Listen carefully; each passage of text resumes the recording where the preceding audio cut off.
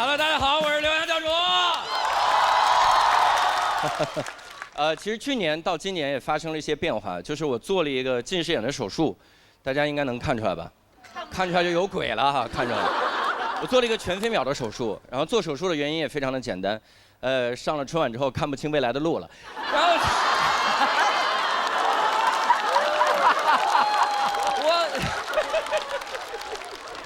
我当时做这个手术很紧张，我想先在小某书查一下，我想搜一下全飞秒手术到底是什么样。一搜，我天，说什么的都有，真的各位，有帖子说做了全飞秒手术之后夜间视力下降，聚焦都聚不上了，还有说做了全飞秒手术之后能戴墨镜了，重启第二人生了，还有一个帖子说做完全飞秒手术当场就后悔，一点开后悔没早做。后来是我有一个朋友推荐我去一个德国的诊所去做。说实话，各位，我听到是德国诊所的时候，心里有一丢丢的向往，因为我以前听过很多关于德国的都市传说。我不知道各位听说过没有？有一个最有名的，我给你讲一下，最有名的青岛下水道的故事，各位听过吗？没有。你们来着了，今天你出去之后，你就是最懂青岛下水道的人。说青岛下水道为什么这么多年一直不堵？下多大的雨到那儿啪就漏下去，渤海放那儿啪就漏下去，有时候车过那儿啪就没了。为什么这么厉害？就是当年德国人给修的，说修的有多好，说修的最后有一下水道有一天坏了，大家把那个下水道一拆开，全青岛的下水道工人全傻眼了，那零件见都没见过。当时实在没办法了，也不会修，只好给德国人打电话。说来也怪，不会修下水道，会德语。打过去之后就骂德国人说：“哎，那边那下水道坏了个屁的！”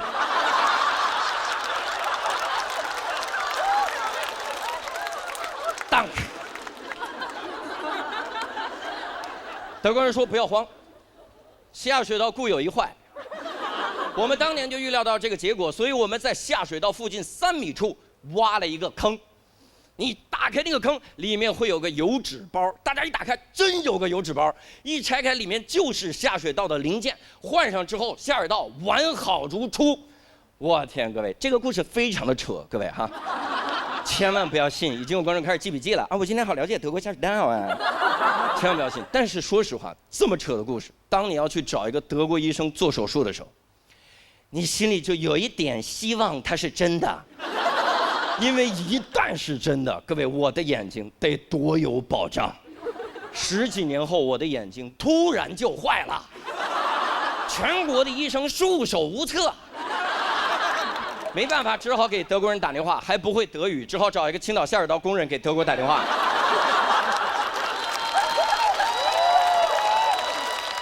青岛下水道工人一打过去，哎，那边下水道好了，眼睛完蛋了。当，德国人说不要慌，我早知道眼睛固有一坏，所以我们在他角膜3厘米处挖了一个坑，你们中文叫酒窝。那里面我放了个油纸包，大家一打开，真有个油纸包，里面一拆开就是我的角膜，换上之后眼睛完好如初。德国医生因为私藏角膜被判无期。当然我去了那个医院，我发现最大的问题根本不在于医术，这个根本不用担心，最担心的是怎么跟德国人交流。我天，我们俩那个交流，用德语我不会德语，用中文他以为他会中文，我们俩交流，我中间实在没办法，我说不行就用英语吧，啊，我也教了10几年英语，德国口音的英语说慢点我应该听得清。各位，德国口音一点都不是问题，词汇量是个大问题啊。那医学词汇一个都听不懂。那医生给我描述了一下全飞秒手术的全过程，我从全飞秒手术就没听懂。我给各位科普一下，全飞秒手术的英文叫 Smile， 听着像一个手术的名字吗？我在那聊着聊着，他跟我说 Smile， 我就。他说奶 you smile， 我说 I smile 着呢，哎，这都快 laugh 了，这嘴再咧就疼 cry 了，这就。最后我实在没办法，我在医院里随便找了个护士，我说您好，那个麻烦您能当一下我们的翻译吗？那个护士说可以，2个字刺痛了我。我30多岁了，教了10几年英语，英语没法跟人沟通。那护士看着20刚出头，能翻译德语，所以我特别毕恭毕敬。我跟人护士说，我说那个能麻烦您问一下，我的夜间眩光会严重吗？那护士问医生，他的夜间眩光会严重吗？我说刚刚这个环节我是哪儿不会呢？然后最紧张的是做手术当天，做手术当天真的非常紧张，因为我非常担心这个手术出风险。各位你应该能理解，我无法承受近视眼手术带来的风险，因为我们已经有一个盲人脱口秀演员了，不仅盲了，段子都被他写差不多了，去年拿着段子都得第3了。我要是出了风险，我真是字面意思上的白瞎了。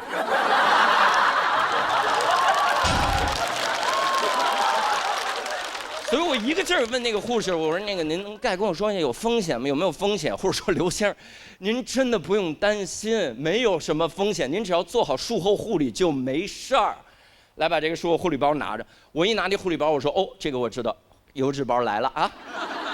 我拆开那个护理包，各位里面赫然放着一副黑灯同款墨镜。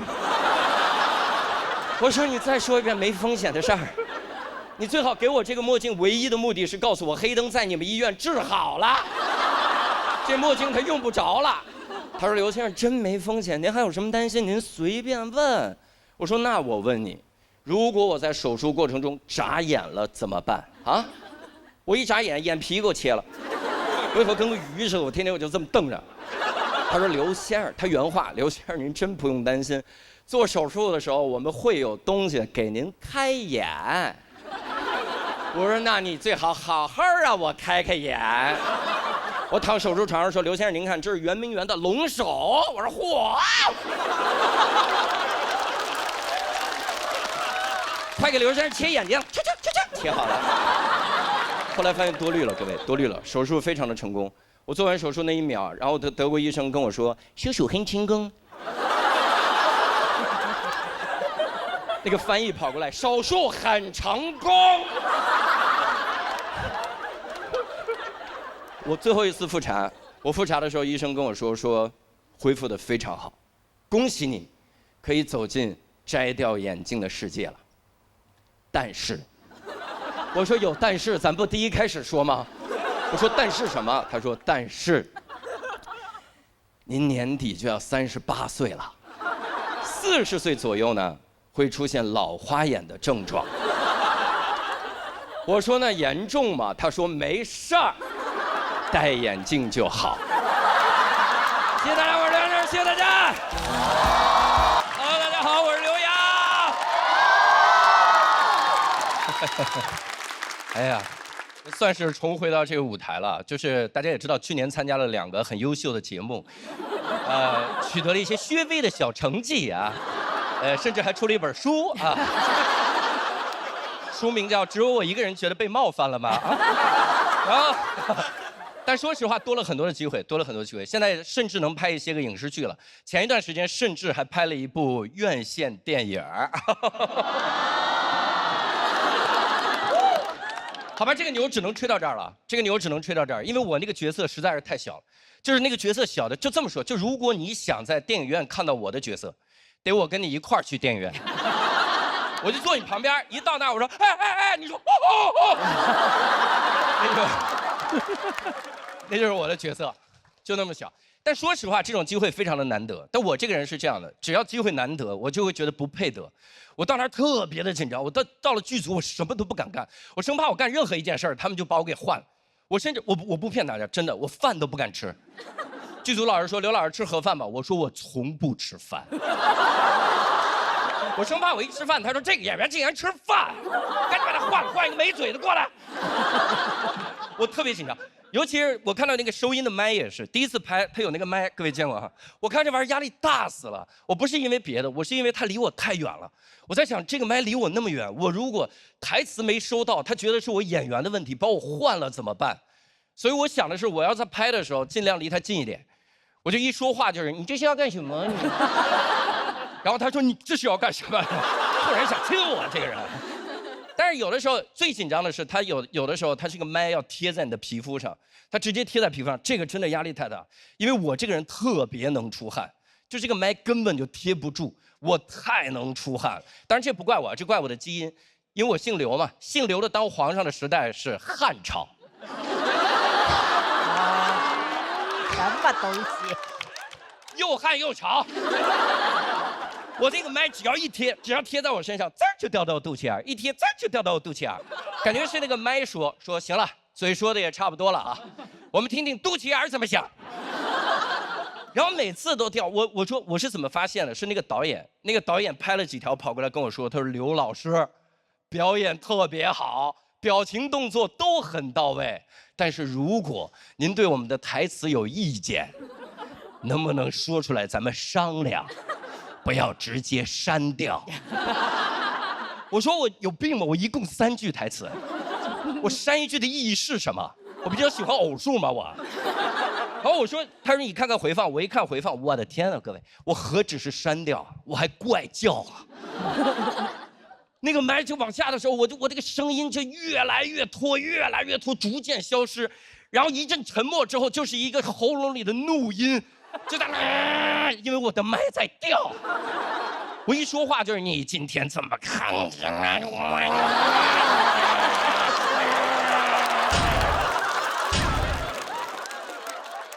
之所以有喉咙里那个声儿，是因为我的肚子在叫，我肚子在叫是因为我没吃饭，我因为没吃盒饭，我叫他领了盒饭。然后我跟音响老师说：“我老师，开车你帮我解决一下，这个老往下掉怎么办？”音响老师说：“刘老师没事儿，我给你一好东西，这个劲儿大。”我说：“我可不碰劲儿大的啊！我刚进影视圈，想让我塌房。你别以为我脱口秀圈的我没见识，我们圈最不缺的就是教训。”他说：“不是，这个是胸带勒的劲儿贼大。”我说你们这儿好好说话，判几年啊？你们这儿胸带是什么呢？各位是这样，它就像一个皮尺一样，是一个肉色的皮尺，它直接勒在你的胸口，然后记住了，它把那个麦直接夹在胸带上就行，怎么出汗都没事儿。我说这也太牛了。他说更牛的是，整个剧组只有你有。我说那我可得好好珍惜了。我第2天我那台词我给导演不同的状态，我甚至我的导口，我说你今天怎么看起来怪怪的呀？跟各种夹子音演完了之后，导演跑过来说刘老师非常好，表情动作都很到位，台词尤其清晰。但是如果您想改人物性格，能不能先跟我们商量一下，不要直接做这么大胆的改动？我说不是，我改哪儿了？他说你不是把他改成一个死变态了吗？我说不是，导演，我不理解，我来你们这儿，我要不删成偶数，要不改成变态，我是什么？奇变偶不变。导演说你来看回放，我一看回放，我去，各位，我可太变态了，我太变态。各位，但是是这样的，我不是一上来就变态，我是渐变。它是怎么个过程呢？它是这样的，我是每天早晨健身，所以我的肌肉在早晨的时候是充血状态，非常的饱满。那个胸带到这儿，叭就勒紧了。那个麦过来根本就不用勒，我直接拿胸肌叭就给它夹死了。吹牛了，这吹牛了，这吹牛，想看到我胸肌比看到我角色还难啊。总之就是早晨的时候勒得特别的死，但是随着肌肉充血状态的消失，我这个肌肉就会回去一点。我这个胸带就会往下掉一点，但各位注意，它不是全掉，它是就掉一点。所以我发现我在回放里说台词的时候，会有一些下意识的动作。我一说台词就是：“你现在怎么看起来怪怪的呀？”是我哪里看起来不一样了吗？怎么不敢直视我呀？我说这也太难直视了，这个。然后关键我也没法跟大家澄清，因为整个剧组只有我有。我总不能开之前说，各位开工之前我说2句啊，这个是麦克，别人只会说我刘老师管他胸罩叫麦克。不光穿那女士内衣，还给内衣起名字，还起了个男人的名字，麦克。好歹带叫米歇尔吧。小海都只穿8小时，他一直带着。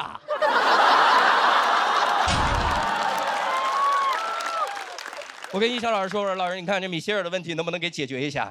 一翔老师说：“我真没办法了，要不然就这样，我再给你找2根胸带，你把它搭在肩上，就不会掉了。”我说：“那就更像了。那从背后看都一样了，从正面看以为我穿反了。”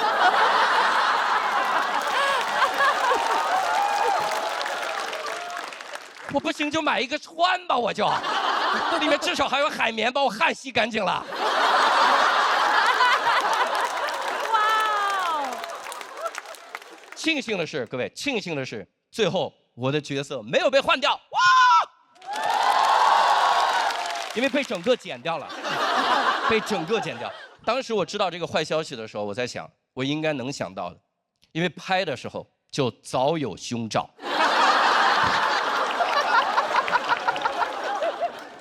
当时，但也不能告诉各位哪个电影啊，也无所谓了，剪完了，大家也不知道是哪个电影。反正我现在一支荔枝就哭。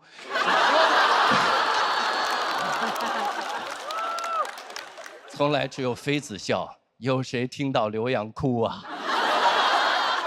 那一瞬间，我真的暗暗发誓，我说总有一天我要吃剧组盒饭吃个够。然后如果真的有那天，我希望能给大家重新自我介绍。大家好，我叫刘洋，其实呢，我是一个演员。谢谢大家，我是刘洋，谢谢。Hello， 我是刘洋。熊孩子的家长来了，好多演员都说想看看我儿子，翟佳宁这辈子不可能了。然后，开玩笑的，30年之内不可能。我叫刘洋，然后这2年一直在参加节目，获得最多的这个标签就是卷、紧绷、特别忙，的确很忙，日程总是塞得很满。然后前一段时间有个朋友想看一眼我的日程，我给他发过去一份我的日程表，他说这个是1周的，我说这是周1的，非常的紧绷。我周围所有人都比我松弛，我爸甚至都比我松弛，这个很难理解，但他的确比我松弛。我这个名字是这样，我的名字是我爸给起的，就这个洋字。这个洋字呢，它的意思是晴天。有的人听了之后说，哦，好美的寓意，是寄托了你爸对你美好的期待吗？其实不是，因为这个字是上户口的人打错了，他充其量寄托了上户口的人对我美好的期待。我爸给我选的洋是这个洋，取自《归去来兮辞》，周遥遥以轻扬，意思是洒脱随性不计较。上户口的人就打错了。我爸就接受了，可见我爸才做到了洒脱随性不计较。我爸才应该叫刘洋，我这么忙，我应该叫流氓。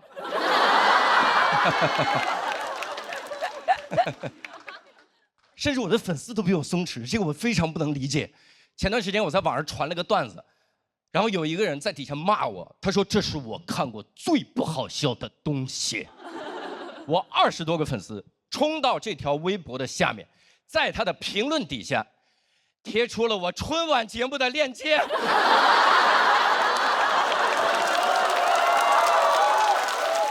还单独艾特他，看看这个呢。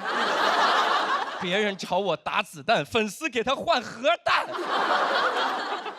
参加这个节目也是，参加各种综艺节目也会被骂不松弛。去年我在《喜人奇妙夜》夺冠了。最后拿着冠军的奖杯发表获奖感言，泣不成声。一个弹幕飘过，他要是更松弛一点，还能取得更好的成绩。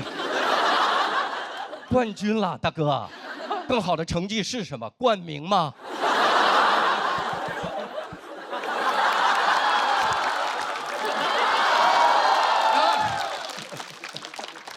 在这个节目也是，去年参加这个节目有一个画面，我正在写节目里的段子。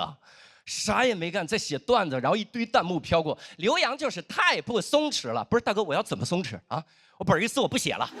当然说你上台讲段子，我说不讲，我上台我就站着，不是松弛，我上台我晃手，我知道啊，我上台我就玩，我上台我玩行为艺术，我上来之后说大家好，其实今天我是来给大家拜年了，爆竹声声辞旧岁，飞雪连连迎春来。刘洋教主一登台，观众个个发大财。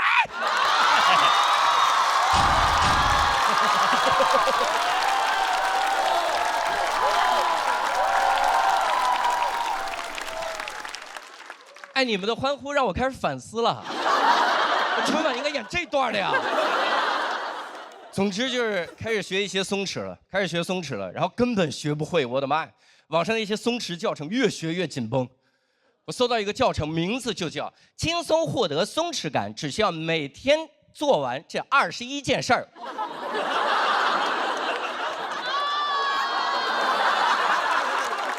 我其实得快点讲，因为我今天还差16件事儿。我还关注了一些松弛博主，各位见过吗？那些松弛博主，他所有的视频就是拼尽全力的展示他们毫不努力。有一个松弛博主是这样的，他所有的视频就是他打高尔夫球、骑马、徒步，在海边一边散步一边喝香槟，哎，就这些松弛的事儿做完，微信步数起码2万步，不起码4万8。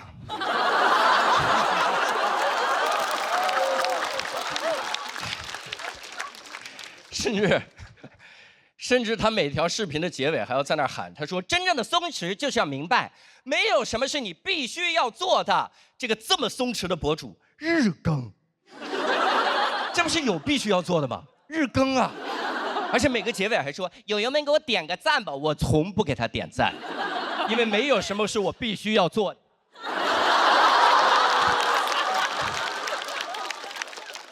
有一个松弛博主，他点赞过万的视频是他去西班牙旅游。他说来了西班牙才知道真正的松弛就在西班牙，差点就信了。但我没有，因为我真去过西班牙。在西班牙你何止不能松弛，你都不能松懈。走着走着路，抱回来吧。我搜旅游攻略的时候，我就觉得不妙。有一个攻略上面写着：千万小心，偷在西班牙，抢在法兰西。我说这是俩特色旅游项目吗？去的时候导游说：“哎，您跟别地儿被偷都不算被偷啊，还是得尝尝咱老班牙的手艺。”老班牙的手艺名不虚传。我去那儿第1天，我的移动 WiFi 就丢了。我丢的过程是这样的：我在马德里的街头正刷手机，小某书给我推了一个帖子，说注意，在西班牙，这10样东西最容易丢。我说那我得赶紧点开看看，我就点不开了。我的移动 WiFi 开始移动了。而且那个博主还说，他说最松弛的事儿就是夏日的午后，在西班牙的草地上躺整整1天。不可能。根本躺不住，太热了。我去的那个城市最高能热到45度，各位，45度是什么概念？我一点没骗你，我在路上看到一个人在遛狗，那狗是跳着走的。我说那会不会本来就是个袋鼠啊？来西班牙旅游热成狗了。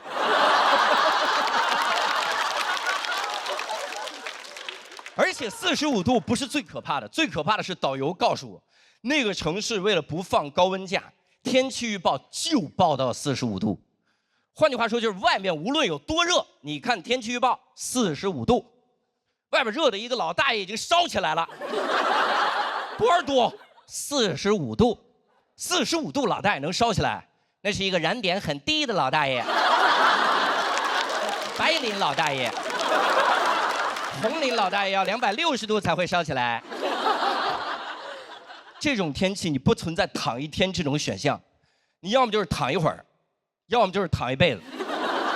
本来想躺一会儿，结果躺了一辈子，躺在白领老大爷旁边，直接就火化了，了无痕迹。我后来问我一个朋友，我说人为什么一定要学会松弛感？我那个朋友跟我说，你看苏轼，一生多次被贬官，但他毫不在意，仍然坚持消费，每天买300颗荔枝来吃，就是因为他松弛。我说那太好了，赶紧去看看《苏东坡传》。各位，我认真看了书才知道，给你们科普一下。丝毫不在意自己被贬官的苏轼，在第一次被贬官黄州之后，就写了将近200首诗。来表达自己丝毫不在意被贬官。我说有没有可能皇上本来也没想贬那么多次啊？皇上就单纯想追更啊。皇上说苏轼最近还写吗？没写，贬到海南。然后后来在想，真的学不会就学不会吧，紧绷就紧绷吧，也不要那么在意别人的眼光了。你想想我的偶像梵高，他一生也受尽了别人的批评和攻击，但他丝毫不在意，因为别人的话，梵高最多只听进去了一半。